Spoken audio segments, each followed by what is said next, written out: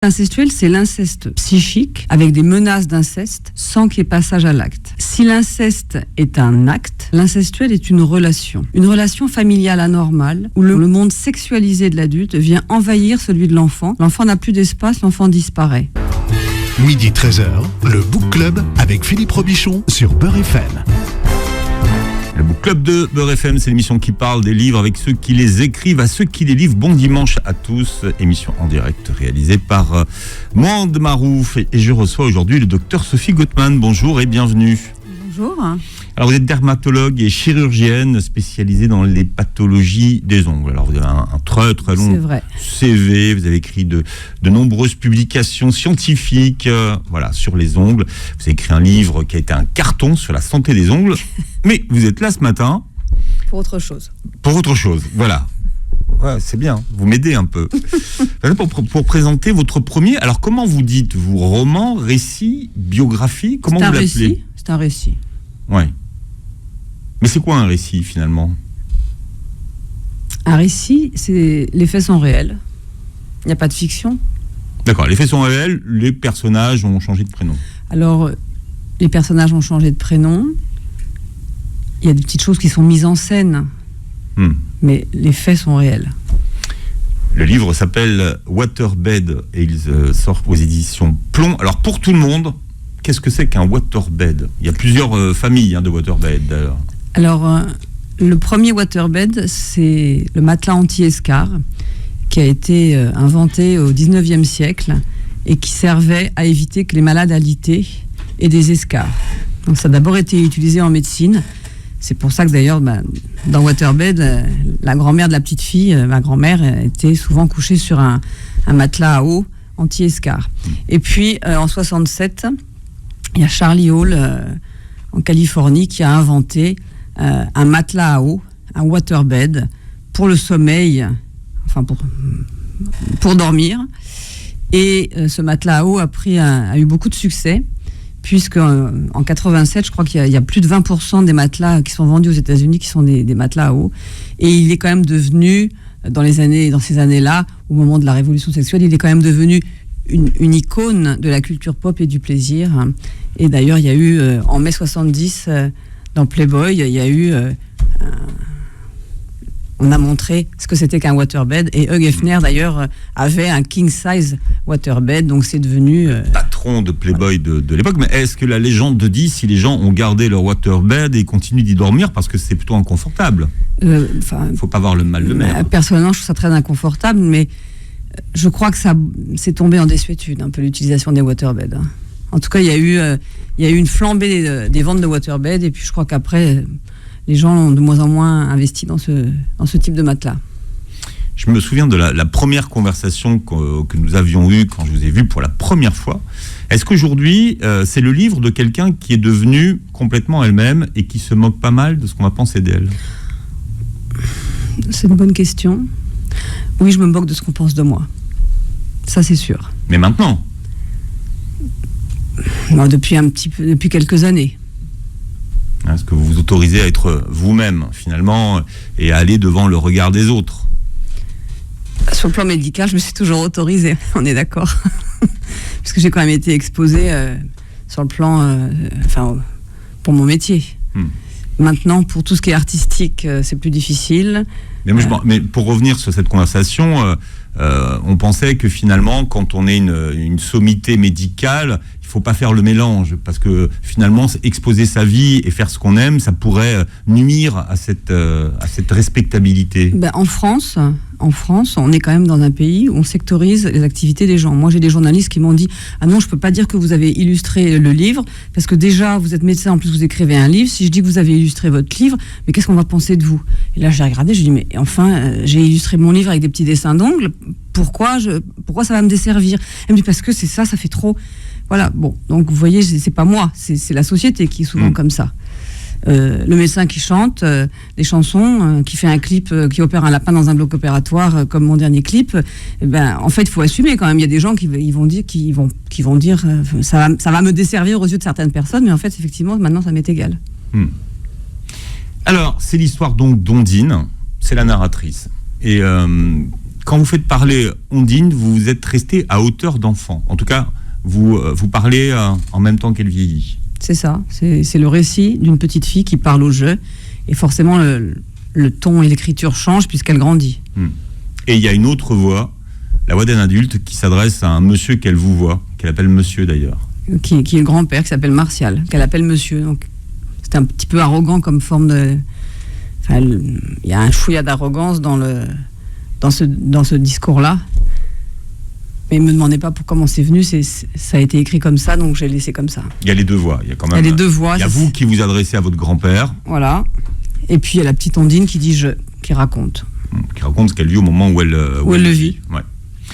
Alors c'est un roman, d'ailleurs vous ouvrez votre livre sur une définition de ce qu'on appelle l'incestuel. Alors qu'est-ce qu'on appelle l'incestuel ? L'incestuel, c'est une notion très compliquée, ça a été décrit par Paul-Claude Racamier en 1995, donc c'est assez tardif. Paul-Claude Racamier disait « c'est quand souffle le vent de l'inceste sans qu'il y ait inceste ». En fait, l'incestuel, c'est l'inceste psychique avec des menaces d'inceste sans qu'il y ait passage à l'acte. Si l'inceste est un acte, l'incestuel est une relation familiale anormale où le monde de l'enfant, le monde de l'adulte, le monde sexualisé de l'adulte vient envahir celui de l'enfant. L'enfant n'a plus d'espace, l'enfant disparaît. Alors comment ça se matérialise ? En fait, c'est un environnement où il y a une succession de comportements souvent sexualisés qui sont imposés à l'enfant, comportements par lesquels l'adulte, en fait, il s'approprie l'enfant pour en faire un objet de plaisir sans limite. Des exemples, ça peut être... parce qu'il faut illustrer. Voilà, il faut illustrer. Alors, vous dites qu'il n'y a pas de passage à l'acte. Non. Ouais. Alors, des regards intrusifs, des propos déplacés, des confidences invraisemblables. Imaginez un père ou une mère qui raconte à son enfant la sexualité qu'il a avec... qu'il a en détail et qui fait participer l'enfant, lui demandant son avis, qui a une conversation avec son enfant sur sa sexualité. C'est totalement une éruption dans l'intimité de l'enfant, c'est une grande violence. Donc en fait, on considère l'enfant comme un adulte, on le prend comme un adulte et on lui raconte, on se conduit avec l'enfant comme avec un adulte. Donc l'enfant dans cet espace, soit il est page blanche non considérée, soit il est un adulte. Donc on ne respecte pas le monde de l'enfant. On prend l'enfant pour un adulte ou alors on le laisse de côté. Donc l'enfant n'a pas d'espace. C'est un tissu noir de comportements anormaux qui vient envahir l'espace de l'enfant. Donc l'enfant ne peut pas se développer. C'est un monde sans tendresse, l'incestuel. L'enfant réclame de la tendresse, il reçoit de la séduction narcissique et sexuelle, il ne reçoit pas de tendresse. Et il y a une très grande caractéristique également de l'incestuel qui est très importante, c'est qu'il y a une confusion des êtres. Qu'est-ce que ça veut dire ? Ça veut dire qu'il n'y a pas de différence entre les générations, les rôles, les âges, les sexes. Le grand-père se comporte comme s'il était le petit copain de la petite fille. L'ami de la famille qui vient de sonner à la porte rentre et puis se comporte comme s'il était le père de l'enfant. C'est la grande confusion des êtres, donc il n'y a pas du tout de repère pour l'enfant. Donc c'est un environnement néfaste, toxique, qui empêche l'enfant de se construire. En fait, c'est la possession de l'enfant par le monde des adultes qui ne lui laisse aucun espace. C'est un climat, vous dites. Un climat, une atmosphère, une ambiance. Ouais. Une ambiance. Sauf que votre héroïne, Ondine, on lui a promis que le jour de ses 15 ans, il allait se passer quelque chose quand même. Voilà. Donc, elle vit quand même dans l'attente de ce jour et elle a peur. C'est une menace d'inceste. Ça s'apelle comme ça, voilà, c'est une menace d'inceste. Ouais. Et vous voyez, tu verras quand tu auras 15 ans. Voilà, donc tout d'un coup, le grand-père se lève à table et menace l'enfant qu'il sera le grand-père de l'an 2000 et qu'il abusera d'elle pour ses 15 ans. Donc là, effectivement, c'est un langage, une proposition totalement dramatique qui va terroriser l'enfant. Mais ce qui est quand même extraordinaire, c'est que il y a personne qui s'insurge parce que c'est dit tout ça, c'est fait avec un naturel et une assurance qui fait que personne ne peut intervenir. Parce que cette personne-là, elle est convaincue qu'elle est dans son bon droit, qu'elle n'abîme pas l'enfant. C'est d'un naturel, voilà. Et personne, parce qu'en fait, ce grand-père, il est quand même dans la toute-puissance, dans la surhumanité. Et personne n'ose le contredire. Alors, il faut expliquer que déjà, ça se passe dans un milieu où le grand-père a une énorme une énorme réussite déjà professionnelle. Il a beaucoup d'argent. Il a beaucoup d'argent. Il a des Ferrari. Enfin, voilà, il est extrêmement intelligent. Il est parti de rien et il a réussi. Il reste humble sur ce plan-là, il faut le dire. Il a beaucoup d'argent, mais l'argent ne l'intéresse pas tant que ça. Mais il a cette perversion sexuelle avec cette sexualité plurielle en permanence et cette possession de sa famille. Et en fait, c'est une possession de la famille par cet homme qui est surpuissant. C'est une emprise, en fait. Il met tout le monde sous emprise. Donc si personne... Oui, voilà, c'est un manipulateur. C'est un manipulateur. Ouais. Ce qui fait que si personne ne réagit à un tel propos en plein milieu d'un repas... Enfin, il y a une emprise phénoménale de cette personne sur le restant de la famille. Mais l'incestuel, c'est toujours familial, quasiment. Parce que s'il y a quelqu'un qui s'insurge, si on fait arrêter, c'est quelqu'un fait arrêter, mais ça n'arrive pas. Donc, tout le monde participe. Il y a une forme de complicité. Alors, par exemple, si on prend le cas de son gendre, celui qui est votre père, il a été obligé de se mettre au pas, d'une certaine façon. D'épouser ce mode de vie. Il s'est mis au pas dans un besoin de reconnaissance. Parce que venant d'un milieu plus défavorisé. Donc il a besoin de reconnaissance de son beau-père. Et c'est vrai qu'il se met au pas, comme vous dites, mais jusqu'à mettre ses enfants en danger, en fait. Mais ce que je pense quand même, vous voyez, c'est dans cette folie, dans cette euphorie démente, parce que c'est une euphorie démente. Je ne crois pas que les adultes aient conscience qu'ils détruisent les enfants. Je ne le crois pas. Je ne le crois pas. C'est parce que c'est fait, mais c'est naturel. Enfin, je ne crois pas qu'ils aient conscience de la puissance du mal qu'ils font. Alors, le grand-père est naturiste. Ça veut dire qu'il se balade toujours plus ou moins... La nudité, il est naturiste. Tout nu, mais il a la façon de vivre qui va avec. Il mange bien avant tout le monde. Il mange bio. Il a la philosophie naturiste. Oui, il a une philosophie. Donc pour lui, c'est toute une philosophie de vie en fait qu'il impose à son entourage. Alors, il est naturiste parce qu'il a un mode de vie naturiste et il a la philosophie avec le bien-être, la mer, le soleil, l'eau. Entretenir son corps, bien manger, pas de drogue. Enfin, il est dans une philosophie naturiste, mais sa nudité n'est pas celle des naturistes. Alors, il y a un autre mot que vous utilisez, vous ? Alors, pour moi, c'est du nudisme libertin. Le naturiste, il accepte de se montrer nu pour exposer sa peau au soleil, parce que c'est bon, les rayons du soleil sont bons. Il estime que il faut, pour la santé, exposer son corps au soleil, donc il accepte d'être nu pour avoir les bénéfices du soleil. Le nudiste libertin, lui, il s'exhibe. Donc on n'est plus dans du naturisme. Oui, on est dans de l'exhibition de soi, de son corps. Et puis là, on est encore plus que ça, puisqu'en fait, il y a une nudité qui est assortie de regards douteux, de blagues salaces, de gestes déplacés. On regarde le sexe de l'autre, on le commente. Enfin, on n'est plus du tout dans le naturisme. Du tout. Ils ont ce milieu incestuel à utiliser le naturisme pour en faire de l'incestuel. Voilà comment je conçois les choses. Je vais poser la question tout à l'heure, mais je veux la reposer. C'est un milieu où il y a beaucoup d'argent. Et c'est vrai que l'argent, ça facilite les choses parce que il y a une maison avec une piscine. Le grand-père, il a quand même des idées, donc il se fait une maison à son idée, qu'il invente, qu'il imagine. Adapté au sujet. Voilà, adapté à ses fantasmes. L'été, on va faire du bateau, on va sur les îles. Bon, est-ce que ce que vous décrivez, c'est une question de milieu, et est-ce que l'argent, c'est une condition pour aider les choses ? C'est-à-dire que je pense que, et ça, je pense, mais je crois, les psychiatres le disent, l'incestuel peut survenir dans tous les milieux. C'est une certitude. Dans Waterbed, j'ai envie de dire, effectivement, tout s'y prête. Il y a l'incestuel au départ. À la fin du livre, on comprend pourquoi il y a de l'incestuel dans cette famille, comment elle a été introduite. Mais alors, c'est marrant pour que vous le mettiez à la fin, finalement. Ah non. Ah bah ça, vous voyez ce que je veux dire ? C'est parce que finalement... Non, c'est la chute. C'est la chute, oui. Elle est rude. Ouais. Mais est-ce que cette chute, elle est là pour quoi ? Pour expliquer, excuser, pardonner, faire comprendre ? Faire comprendre, c'est arrivé comme ça. Moi, pour moi, l'être humain ne n'est pas mauvais. Alors, sauf exception. Ça veut dire quand quelqu'un a un comportement totalement aberrant, je veux dire, c'est souvent en réaction à des choses qu'il a subies lui-même. Donc, on ne peut pas exposer une situation sans tout dire. C'est pas honnête. C'est une certaine forme de réhabilitation pour lui, même. Voilà, ça n'est en aucun cas une excuse, c'est une explication. Et les explications des comportements apaisent les gens qui ont subi, ça c'est sûr.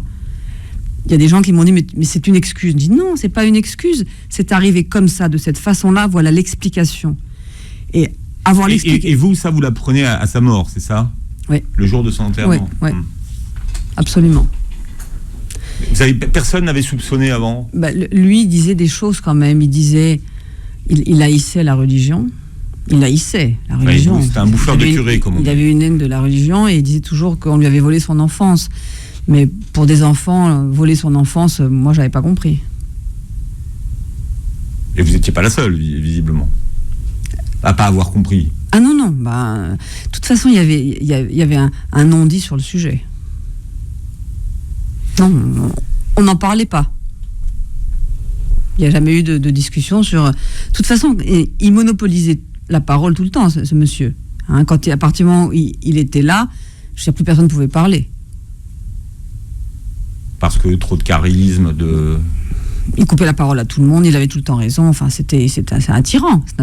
Et c'est le book club du docteur Sophie Gutmann qui publie Waterbed. C'est un récit aux éditions Plomb, l'histoire d'Ondine, qui vous ressemble beaucoup.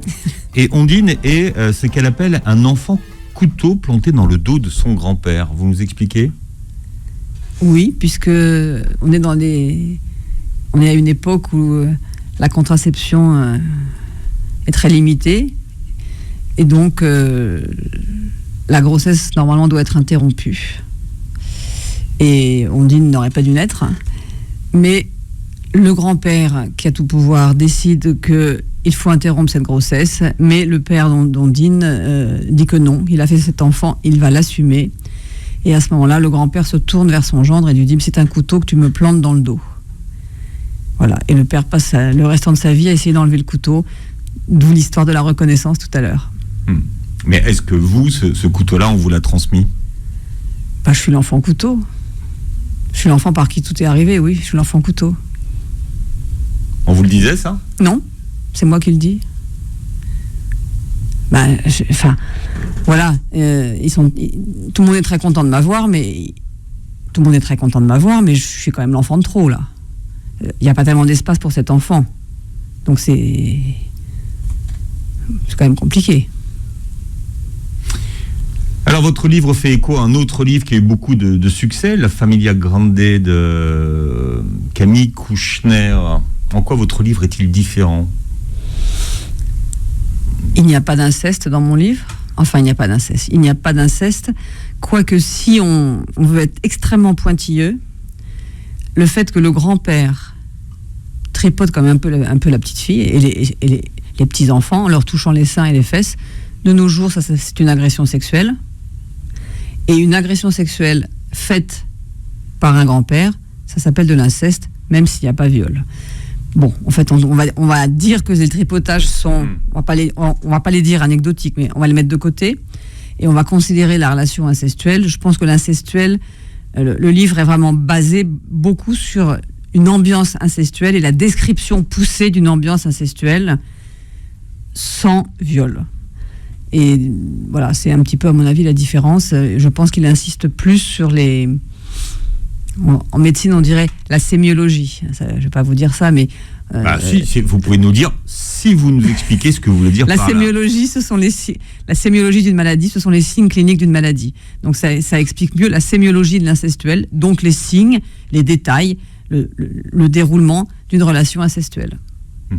D'une incestualité au sein d'une famille. Votre livre était écrit au moment où le livre de Camille Kouchner est sorti, ou ça vous a aidé à dire « moi je vais écrire cette histoire de l'intérieur » ? Alors, mon livre était écrit, il était beaucoup plus volumineux, je l'ai coupé en deux, et je ne vous cache pas que je l'avais écrit pour moi, je n'avais pas idée de le publier, je devais l'avoir en arrière-pensée, mais quand La Familia Grande est sortie, que j'ai lu La Familia Grande, je me suis dit « ok ». On coupe le livre en deux, on l'appelle Waterbed et on essaie de le sortir. Ça a déclenché le fait que je veuille le publier. Et pourquoi j'ai voulu le publier ? Parce que l'incestuel, c'est grave, que c'est méconnu. Des gens ne connaissent pas bien ce concept qui est difficile à comprendre. Il est fréquent, destructeur. Il y a des milliers de victimes. Et croyez-moi, les victimes qui ont subi de l'incestuel, elles sont très abîmées, pour certaines détruites. Et l'inceste, maintenant, est reconnu.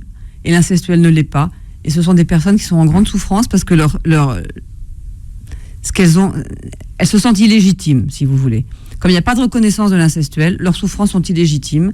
Ça les aide pas à guérir. Ça les aide pas à avancer. D'ailleurs, le début du livre, c'est la mort.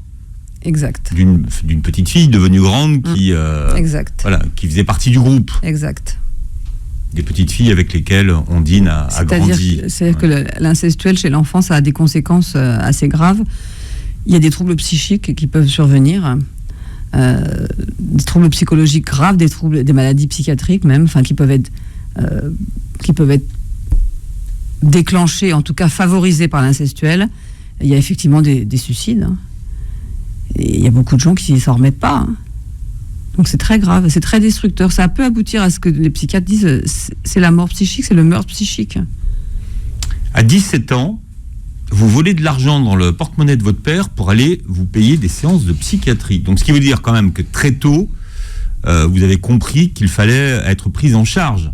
Oui, très tôt. Oui, c'est pas beau de voler de l'argent, je sais. Vous voulez qu'on en parle ? Non, pas du tout, parce que j'ai pas de honte. J'essaie de m'en sortir. Et vous y allez 2 fois par semaine. Je vais souvent voler de l'argent, j'y vais tous les jours presque. Hein. Mais bon, honnêtement, je suis sûr que de là où il est, il me pardonne d'avoir volé. Donc c'est pas grave. Comment vous aviez compris qu'il fallait être prise en charge par un psychiatre ? Mais parce que j'étais très mal, je ne voyais pas à qui je pouvais m'adresser. J'avais aucune écoute de personne. J'avais pas d'amis à qui je pouvais me confier, surtout me confier de tout ce climat. C'est impossible, c'est une honte pour une enfant, pour une jeune adolescente. C'est la honte absolue. Donc je ne pouvais pas me confier. Personne autour de moi, dans mes camarades de classe, pouvait imaginer que je vivais ça. Donc, vous avez jamais eu de petite copine qui venait chez vous ou qui venait exceptionnellement, très exceptionnellement. En tout cas, à la piscine de Martial, de Martial, jamais. Jamais, c'était beaucoup trop. Jamais, c'est pas possible. Vous pouvez pas inviter une petite copine avec un déballage de chair comme ça. Donc en fait, non. Donc j'avais pas d'écoute au niveau amical, pas d'écoute familiale. Mais à qui s'adresser alors ? Il n'y a jamais un prof ou non, qui vous aurait dépisté ou qui aurait remarqué quelque chose d'anormal ? Non, je ne disais rien. Non, c'était impossible, je pense. Je pense que j'étais extrêmement renfermée. Je parlais très peu, ça c'est sûr. J'étais très introvertie. Alors vous avez été bègue très longtemps. Ah oui, ça c'était épouvantable, effectivement. Merci de me le rappeler. Je l'avais pas oublié, mais oui, c'est apparu comme ça assez rapidement en début d'adolescence. Tout d'un coup, je me suis mise à bégayer. Alors ça, c'était vraiment la plaie. Et au départ, ça m'a un peu terrorisée. J'arrivais plus à prendre la parole en classe parce que curieusement, je prenais beaucoup la parole à l'école sur les sujets scolaires. J'étais vraiment très présente à l'oral, et là quand le bégaiement est arrivé, je ne pouvais plus prendre la parole. Finalement, je me suis dit, mais c'est pas possible, je ne peux plus parler à l'école, alors je ne peux plus parler. Et je me suis dit, bon, j'ai réfléchi, en fait j'ai enlevé toutes les consonnes. Et quand vous enlevez les consonnes, vous dites APA au lieu de papa, finalement personne ne le remarque. Et je me suis dit, ok, débrouille-toi, t'enlèves toutes les consonnes et tu parles. Et je me suis mis à prendre la parole à l'école en enlevant toutes les consonnes et personne ne le voyait. Plus de P, plus de B. Plus de P, plus de B, plus de T. C'était épouvantable. Et ça a duré un certain temps, ça a duré plus de 10 ans. Hein. C'est passé quand j'étais étudiante en médecine. Progressivement, c'est passé. Il n'y a pas eu d'orthophonie, il n'y a rien eu. C'est parti tout seul. De temps en temps, non mais c'est quasiment anecdotique, mais ça peut m'arriver de temps en temps d'avoir un petit... Voilà, non, mais vous savez, les enfants qui ne sont pas bien, souvent ils ont des problèmes de langage. Hein. C'est habituel. C'est comme les otites, hein, vous savez. Vous aviez otite des deux côtés en plus. Hein. Otite bilatérale, parasynthèse régulière. C'est un ORL à qui j'ai parlé il n'y a pas très longtemps. Mais en fait, mon ORL qui m'a dit maintenant, il y a des courants où on dit que effectivement les otites à répétition sont favorisés par l'inconfort psychologique de l'enfant.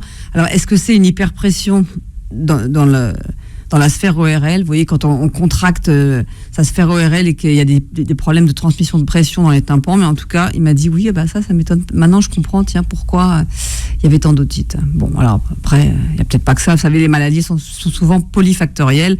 On va dire que ça a peut-être été un facteur aggravant ou déclenchant.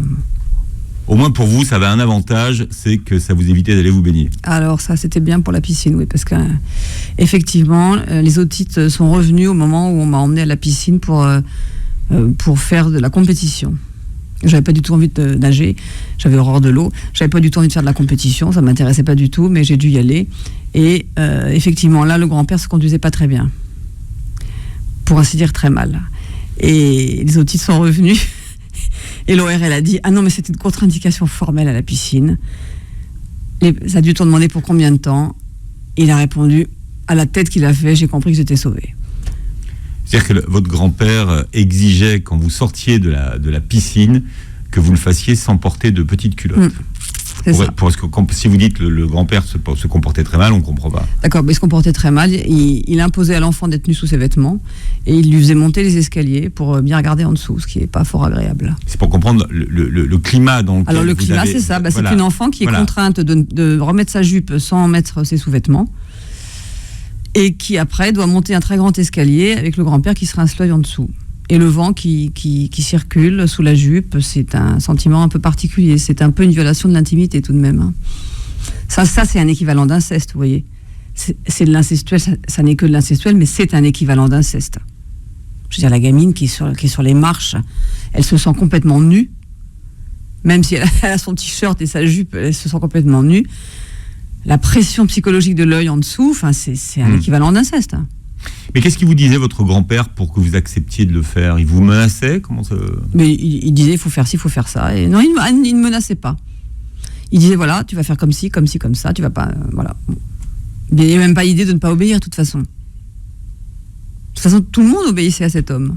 Comment moi, une petite fille d'11, 12, 13 ans, 11 ans, 12 ans, c'est impensable de ne pas obéir. Ça ne vient même pas à l'idée. Oui, c'était devenu une habitude de faire ce qu'il demandait. C'est un mode de fonctionnement et en fait c'est un homme. En fait, je vais vous dire, c'est un homme qui a un passé difficile. On doit quelque chose à un enfant. Un enfant, s'il n'a rien reçu, il a une dette. Cet homme, il est devenu surpuissant, il rattrape sa dette. Alors en fait, il mène le monde. Par sa surpuissance, il rattrape sa dette, il rattrape ce qu'il n'a pas eu, donc il s'offre tout et il n'a aucune limite. Il a envie de voir les fesses de sa petite fille, il les voit. Qu'est-ce que vous voulez faire? Vous voyez, il n'y a pas de limite. C'est un comportement pathologique qui... Oui, qu'on a du mal à expliquer, mais c'est comme ça. Il rattrape... il se répare? Il colmate. Il se répare en quelque sorte. Colmater, c'est réparer. Mais vous savez, je pense qu'il était pervers sexuel. C'est une perversion sexuelle. Et la perversion sexuelle, c'est une forme d'érotisation de la haine. C'est Stoller, dans les années 70, ce psychiatre américain, qui a dit c'est la forme érotique de la haine pour beaucoup de pervers. Donc en fait, il colmate, il reproduit. En fait, il traite le sexuel. La peur du sexuel se manifeste par du sexuel. Et en fait, ils reproduisent des comportements aberrants pour colmater leurs plaies. Je ne dis pas ça pour l'excuser, je dis ça pour expliquer. Parce que tout le monde ne reproduit pas. Et il y a des gens qui ont assez de recul pour ne pas reproduire. Il y a des victimes qui ne reproduisent pas ce qu'elles ont vécu. Oui. On a le droit, on peut ne pas reproduire. Donc c'est pas une excuse, c'est une explication. Alors Sophie Gottman est notre invitée. On est en train de discuter hors antenne, ce qui fait que quand le micro revient et que il faut y retourner, on est surpris. C'est le book club de Sophie Gottman qui vient nous parler de Waterbed. C'est son récit des éditions Plomb. Très tôt, vous avez su que vous seriez docteur, ce qui est surprenant d'ailleurs pour une petite fille, mais vous auriez pu être artiste aussi en fait. Votre grand-mère pensait que vous seriez artiste. Ma grand-mère le pensait. Parce que vous avez très tôt commencé à écrire des chansons. J'ai très tôt fait des chansons, j'ai très tôt voulu chanter, j'ai très tôt dessiné, j'ai très tôt écrit. Et même si la couleur est arrivée plus tard. La couleur est arrivée plus tard, mais effectivement, j'étais assez souvent avec ma grand-mère, qui était malade, qui avait une polyarthrite rhumatoïde, qui souffrait énormément, qui m'adorait. J'étais sa joie de vivre. Et j'ai eu une très très belle relation avec elle. Et tout de suite, la médecine a été une évidence pour moi, parce que j'étais confrontée à la maladie, à la souffrance, et en fait, j'étais bien avec la maladie et la souffrance. Alors, vous avez appris à jouer de la guitare toute seule, j'imagine ? Presque, presque. Mais après, il y a 10 ans, j'ai refait une école de musique, donc je me suis perfectionnée. Mais enfant, j'ai appris un peu toute seule, mais j'ai eu un prof quelque temps quand même. D'accord. Alors, on va écouter une de vos chansons, alors qui s'appelle Le Macho. On l'écoute et puis on débriefe après. Monsieur, je dis non. Vous allez pas me faire chanter en direct. Stop à cet ignoble affront. Faut me mettre la musique quand même. Envers moi, aucun égard. Nulle chaleur dans le regard. Car de tout vous êtes sûr. Et oui, tout en vous est raide et dur.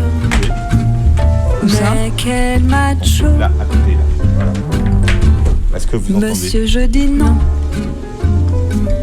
Les hostilités fuyons. Vous êtes rigide et austère. Jusque même dans vos colères. Vous n'appelez pas le plaisir. Vous n'appelez pas le plaisir. Avec le pouvoir, vous me faites fuir. Mais quel macho.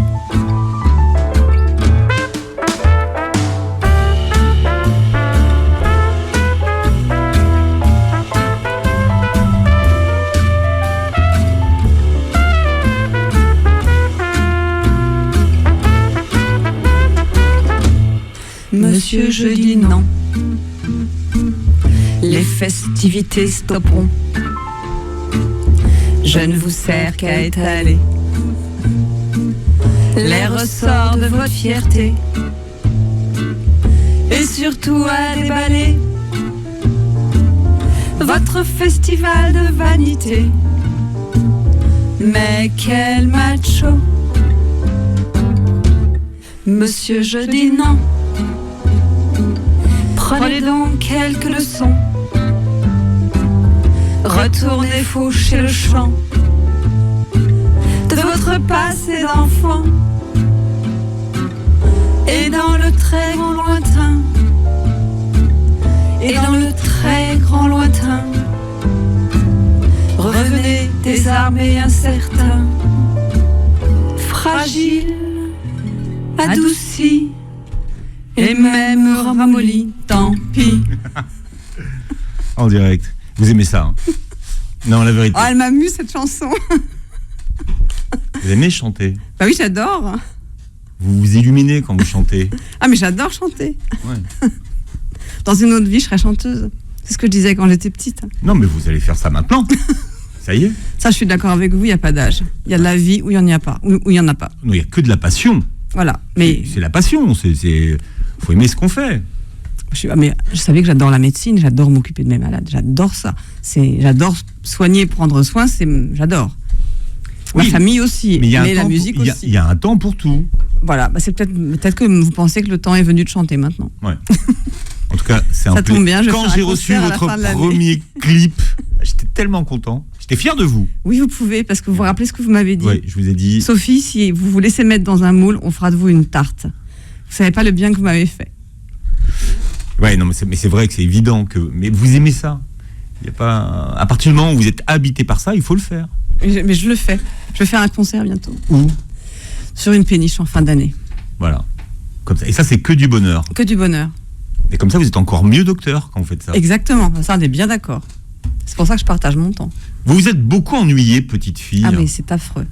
Et alors qu'aujourd'hui, on parle toujours des vertus de l'ennui. Ah non, mais là, là, comme je le dis, à 7 ans, je m'étais déjà ennuyée pour toute la vie. Du coup, maintenant, je fais 50 000 trucs à la fois parce qu'il faut rattraper le temps. Hein. Ah non, je me suis beaucoup ennuyée. Je comptais les lamelles les lames de parquet, je mesurais la pièce, combien il y avait de lames dans tel sens. Je comptais les antennes de télévision sur les toits chez ma grand-mère. J'ai essayé de m'occuper l'esprit parce que je m'ennuyais. Oui, la lecture est venue très tard chez vous d'ailleurs. Hein. Oui, parce que c'était volontaire. On me disait lis, donc justement je lisais pas. Vous disiez plus tard, je n'aurai pas de culture, je serai inculte. Je serais inculte. En fait, je repoussais la lecture parce qu'on me le suggérait trop. Puis on voulait me faire lire des choses que je n'aime pas du tout. Il fallait que je lise les 3 Mousquetaires et j'avais pas envie de lire les 3 Mousquetaires. Ou les Ferrets de la Reine, oh là là. Les 3 Mousquetaires, non. Trop girly pour vous. Non, mais je crois que c'était un rejet. Je repoussais l'injonction. Alors maintenant, votre histoire est dans un livre. C'est l'histoire familiale que vous écrivez. Comment les membres de votre famille réagissent-ils? Puisque finalement, eux aussi, ça les concerne. Alors, mon frère et ma sœur, il n'y a pas de problème. Votre sœur qui est un petit peu plus jeune que vous. Elle est un peu plus jeune, oui. Ouais. En fait, il n'y a pas vraiment de problème. Ma mère n'est pas très contente. Mais bon. Votre mère est encore vivante. Oui, bien sûr.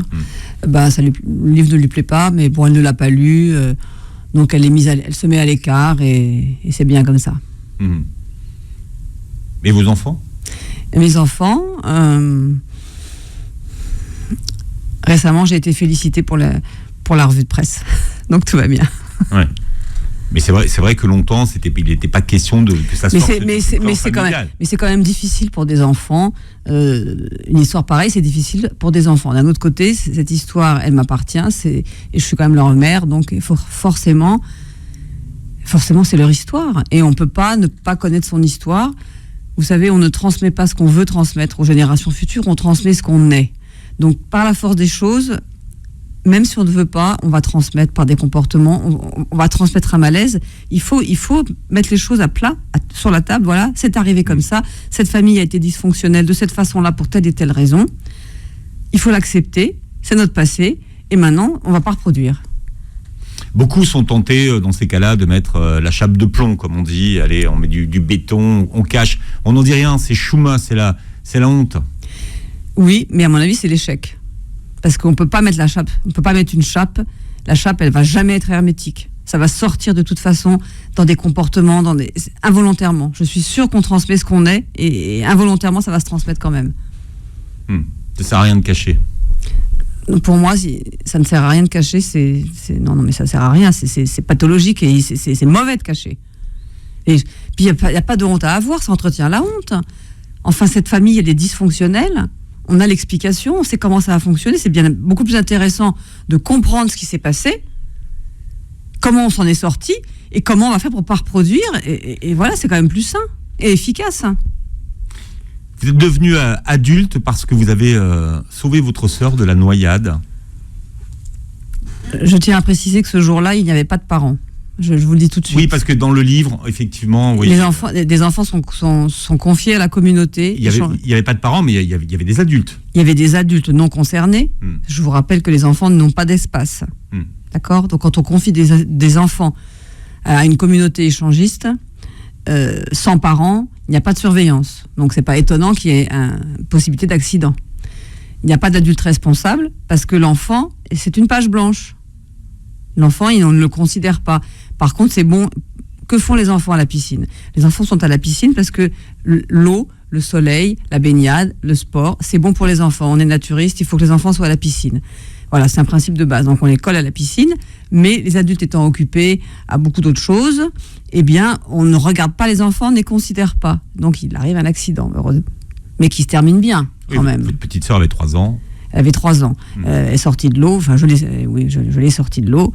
Et voilà, on a attendu la fin de la journée sur le plongeoir. On n'a pas eu à manger. Parce que les enfants, ça mange pas, en fait. T'as pas besoin de manger, un enfant. Ça sert à rien, le repas du midi. C'était ça, la journée, finalement. La journée, on est arrivé. On était au bord de l'eau. Au départ, elle nageait, je la surveillais parce que j'étais pas du tout confiante. Pas du tout confiante. On avait beau dire qu'elle savait nager, que c'était extraordinaire, une petite fille de 3 ans qui nage, elle était portée au nu. J'étais même pas jalouse mais j'aurais pu, mais je l'étais pas. Et moi, je me disais, non mais, enfin, elle ne nage pas. Elle barbote, elle s'en sort, mais elle ne nage pas et ça n'a pas loupé. Tout d'un coup, elle nageait, tout d'un coup, boum, elle a coulé. Donc, je me suis laissé 1 seconde ou 2 et j'ai plongé. J'ai sauté. Bon, c'est pas facile, hein. À l'arrivée, la responsabilité, à l'arrivée, quand vous sortez de l'eau et que vous marchez sur le bord de la piscine, en fait, vous n'êtes plus la même pour toujours. Et quand vous avez raconté cette histoire à vos parents, ils vous ont pas tout à fait cru? Non, mais ça c'est classique. Les enfants, quand il y a un inceste et qu'ils le disent, on les croit pas. Bon, c'est pareil. Là, c'était pas ça, c'était autre chose, mais on les croit pas. Et puis en plus, Martial, enfin le dénommé Martial, qui ne s'appelait pas Martial, mais bon, le grand-père, il a quand même eu une telle aura, une telle puissance que forcément il peut pas être en faute. Donc on va pas incriminer, on va pas l'incriminer. Ce qui est paradoxal chez vos parents, c'est que d'une certaine façon, ils étaient très très libertins. Et quand vous avez commencé à avoir des petits copains, ils n'ont pas beaucoup aimé en fait. Pourquoi ? Je pense que c'est surtout le père d'Ondine qui est pas du tout content, parce qu'en fait le père d'Ondine il s'est moulé. Il est rentré dans le moule familial, mais c'est contre. Je pense qu'au fond c'est contre ses aspirations profondes. Ce qui fait que quand il voit sa fille, ça lui plaît pas, parce qu'en fait lui, c'est pas ses aspirations à lui. Il s'est fait, il est sous emprise. Il s'est fait vampiriser. Alors, Waterbed vient de sortir. Sophie Gutmann, votre livre est donc sorti aux éditions Plomb. Montre-le à la caméra. Vous réécouterez cette émission en podcast sur beurrefm.net et sur toutes les plateformes de podcast qui reprennent les émissions de Beurre FM. Et puis vous verrez la vidéo et le live de Sophie Gutmann sur YouTube. En attendant d'aller vous voir sur scène sur une péniche. C'est ça. Ça fait plaisir de vous avoir vu aujourd'hui. Votre livre est poignant, saisissant, mais vous voulez informer évidemment sur quelque chose dont on parle peu. Voilà. Et c'est bien fait d'avoir fait aujourd'hui en direct sur Beurre FM, Sophie. Merci de m'avoir invité. Merci et très bon dimanche à tous.